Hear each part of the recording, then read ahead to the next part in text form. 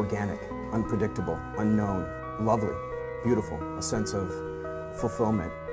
This is part of the pleasures of life and not the chores of life.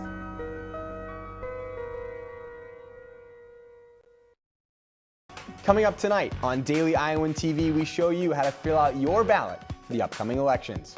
And some Iowa City residents will soon be earning more cash. Iowa sports is just 3 days away from a jam-packed weekend. Find out where all the fall sports are going to be coming up. We're bringing you all that and more coming up. This is Daily Iowan TV.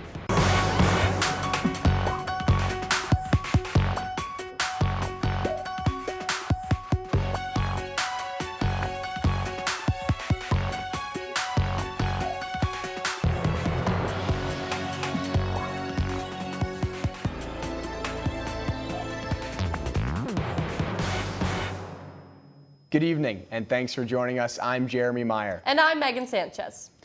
The University of Iowa presidential backlash continues. Retired UI professor Harold Hammond is filing a lawsuit against the Presidential Search Committee. Hammond argues that the search committee repeatedly violated the open meetings law and that their actions should be voided. The search committee was responsible for selecting the 4 candidates as presidential finalists that were reviewed by the Iowa Board of Regents. Daily Iowan TV will give you updates on the story and the lawsuit as it develops. A 14-year-old student in Dallas, Texas was arrested on Monday after bringing a homemade clock to his high school. Ahmed Mohammed brought the clock to school Monday to show the engineering teacher. The teacher warned Mohammed to keep it in his backpack for fear that it resembled a bomb. However, concern from other teachers led administration to call the cops. The principal and police officials then questioned Mohammed about the clock. Social media took matters into their own hands, claiming that the school and police officers were profiling him as a terrorist because of his race and ethnicity. Hashtag I Stand With Ahmed became a top trend across the nation after the accident. After further investigation and 3-day suspension from school, Mohammed will not be charged. Even President Obama expressed support and invited Ahmed to visit the White House. The second round of the Republican presidential debate took place this Wednesday night. 11 Republican hopefuls took the stage at the Reagan Library in Simi Valley, California at 8 p.m. Eastern Time. The 11 candidates have qualified for the primetime spot based on poll numbers. The CNN-sponsored debate is moderated by Jake Tapper, Dana Bash, and Hugh Hewitt. Presidential debates means that election season is right around the corner. University of Iowa student government and the Dean of Students are pushing to get more Hawkeyes in the voting polls. Daily Iowan TV reporter Brent Griffiths looked into what it takes for you to be ready on Election Day. Nestled inside the Johnson County Administration Building, scores of bags brimming with Election Day necessities line the wall. Officials here hope that come Election Day in November, the stuff inside of each container will get a lot of use, especially when it comes to the locations on the University of Iowa campus. Two biggest things that pull the students out to vote are if there's an alcohol issue on the ballot and presidential. I hate to say it, but that seems to be about the only 2 things that they come out and vote for.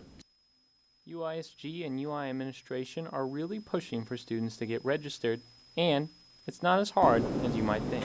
Outside the EDR period, which is 10 days before the election, you fill out a form, as long as you know the last 4 of your social security number, have your driver's license number or non-operator ID number, and give us a valid address. You're good and registered to vote, just like that. Reporting from the Johnson County Administration Building, Brent Griffiths, Daily Iowan TV. For a full list on what you need to get registered to vote, visit our website. In the battle against cystic fibrosis, the University of Iowa was just given the boost it needs. Researchers from the UI Papa John Biomedical Institution have received a grant to continue research for cystic fibrosis, a disease that attacks the lungs. The National Heart, Lung, and Blood Institute have granted $11 million over the course of 5 years to UI researchers. This grant will help them continue to advance gene therapy that could prevent and treat cystic fibrosis. 1 week after Apple announced its new products, the new operating system update is available this Wednesday. iOS 9 will enhance Apple products with a more powerful search tool and improved Siri. Other changes include public transit directions added in Maps and a longer battery life by efficiently using apps. Now, Megan, have you seen the download on your phone yet? It hasn't shown up on mine. You know, I haven't had a chance to look at it, Jeremy, but updating my phone really stresses me out, so I'm pretty nervous about that. Afe, have you had a chance to look at iOS 9? Actually, I have not, but I'll be using it to check the weather. For the rest of the week, expect temperatures to be fairly warm. Temperatures will start off at 70 degrees with a 37% chance of thunderstorms. Moving on to the afternoon, temperatures will rise to 82 degrees with a chance of thunderstorms as well. During the evening, expect the temperatures to drop to 79 degrees with a 48% chance of storms. Onto the rest of the week, temperatures are expected to settle in the 70s. Friday, the temperatures will be at a high of 76 degrees and a low of 53 with a 90% chance of rain. As for the weekend, the temperature is expected to be in the low 70s with clear skies. Next week looks to remain in the high 70s and low 50s. That's all I have for you at the desk. Back to you guys at the studio. Thanks, Afe. Last week, the Johnson County Board of Supervisors voted to raise the minimum wage in the area. When the ordinance goes into effect, what impact will it have on Iowa City, small businesses, and students? Austin Love has the answer.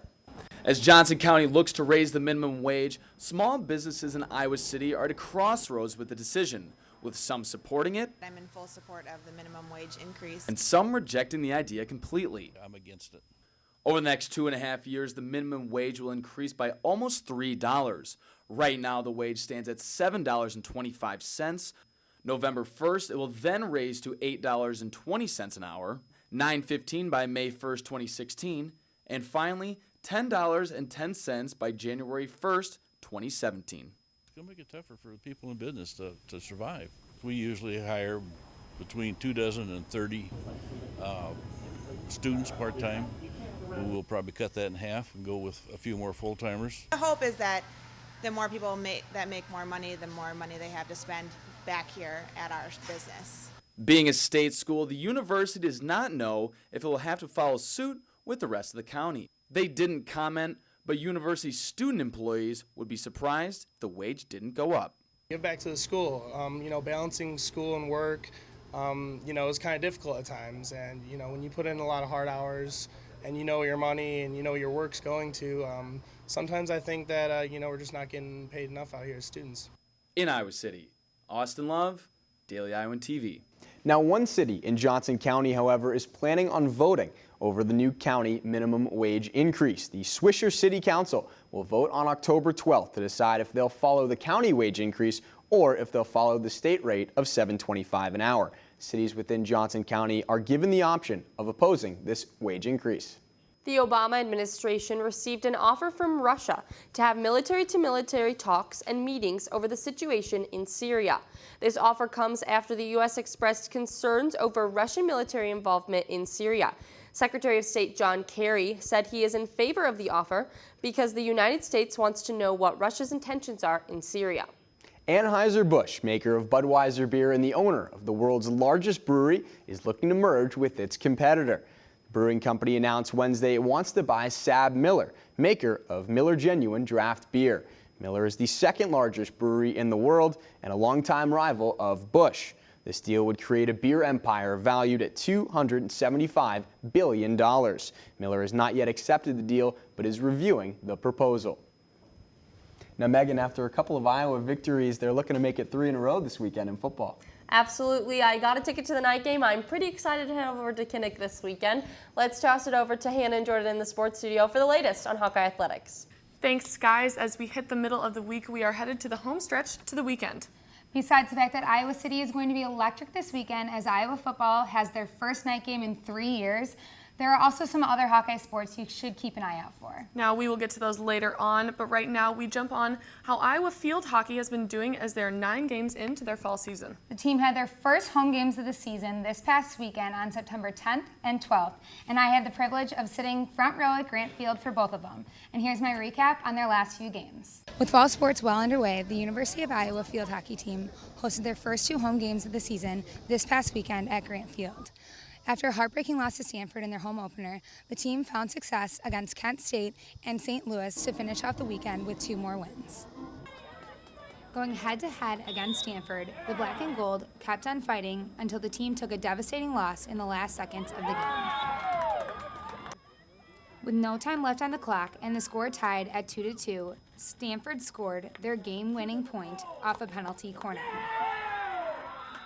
The Hawkeyes didn't let this disappointment slow them down, coming away with back-to-back wins, beating Kent State 7-1 and St. Louis 7-0. The team recorded 16 points and 48 shots on goal in the weekend, allowing their opponents only 4 goals total. Juniors Chandler Ackers and Stephanie Norlander brought the heat last weekend, scoring 5 goals apiece. It's a great accomplishment to, have 2 back-to-back wins. And unfortunately we didn't get 3, but that's the first time this season we had 2 back-to-back wins, so that's really awesome. And I think it's going to be great momentum building into the Big Ten tournament play this weekend. The team hopes to continue the momentum from last weekend as they prepare for their first Big Ten matchup of the season this Friday against Rutgers. The girls, they have a lot of excitement just knowing it's our first Big Ten game, basically kind of a new season that starts, and they're just going to come out, be nice and rested and ready to go. The team hopes to continue their success as they take on Missouri State and Rutgers at home this weekend. It just adds the excitement of Iowa athletics this weekend, as those 2 games will be held right here in Iowa City. Yes, I'm definitely excited to see what happens, but that's not all that's been happening on Grant Field this week. Definitely not. Field hockey freshman McKenna Grew received a Big Ten honor that's definitely going to put her name on the map. The 18-year-old freshman out of sunny San Diego, California, is certainly making a name for herself here in the cornfields of Iowa. After scoring 3 goals over the weekend, Grew was named Big Ten Conference Freshman of the Week on Tuesday. This is her first honor as a collegiate career and the team's first Big Ten honor since October of 2014. The quick-footed forward is the first Hawkeye to receive the title of Big Ten Freshman of the Week since October 2013, and she's already recorded 6 goals this season, scoring in 4 out of the team's 7 games. Leading the Big Ten Conference with 7 assists, Grew was 1 assist shy of tying the Iowa record for most assists in a single game, adding 4 to her season in the Black and Gold shutout win over St. Louis. What an incredible honor for her and for the program. Now, Iowa women's soccer has also started their season off with a record of 6-1, but the real test is when they travel to Michigan this weekend to start Big Ten play. The team will face off against Michigan State at DeMartin Stadium at 1 p.m. on Friday and Michigan at the Soccer Stadium at 11 a.m. on Saturday. Now, looking at these 2 teams, it is not going to be an easy weekend for Coach Gianni and the Hawks. It definitely isn't. Michigan State posts a 4-win, 1-loss, and 2-tie record going into the matchup. And looking back to last year, it's always been an intense game between these 2 teams. Yes, last season the Hawks went into double overtime with the Spartans and came out on top. As for Iowa's matchup against Michigan, it's a little bit of a different story. Yes, Michigan isn't ranked in the polls as of right now, but they're receiving votes into the rankings. Michigan comes into the matchup with a 5-3 record as they lost to number 13 Notre Dame on September 13th, 2-0. And the Hawks lost to Michigan last season on this same weekend, 4-2. Those are 2 games that will definitely show how strong this young Iowa soccer program is. Absolutely. And continuing with our updates on how crazy busy this weekend will be with all the fall sports, we head to the Ball Diamond. Iowa baseball kicks off their fall ball season at Dwayne Banks Field on Saturday. The team will host the Ontario Blue Jays at 11:30 a.m. But wait, there's more sports in Iowa City this weekend. Volleyball will also host a tournament, the Holiday Inn Hawkeye Challenge in Carver Hawkeye Arena on September 18th and 19th, facing Gardner-Webb, Drake University, and Coastal Carolina. There's definitely going to be a lot of black and gold pride this weekend in Iowa City. Absolutely, and we will be there with all the coverage. That does it for Hannah and I at the Sports Studio. But meet us right back here on Thursday night for our pregame showdown as we talk about the atmosphere Kinnick is about to have on Saturday night, as well as how Pittsburgh is looking for the year. Back to you guys at the desk. Thanks, ladies. Now, before we leave you tonight, you can now find your perfect soulmate, as long as you love bacon. That's right, Megan. Meat and cold cut producer Oscar Meyer has released a new dating app for bacon lovers to meet one another. The new app called Sizzle asks users questions about how they prefer their bacon and matches the users with other bacon lovers. This app is available for download right now. Now, Megan, I grew up in a kosher household, so I was a little late to the bacon game, but so far so good. You know, with bacon, I suppose anything is possible, Jeremy. Thanks for watching Daily Iowan TV tonight. I'm Jeremy Meyer. And I'm Megan Sanchez. Go Hawks, and good night.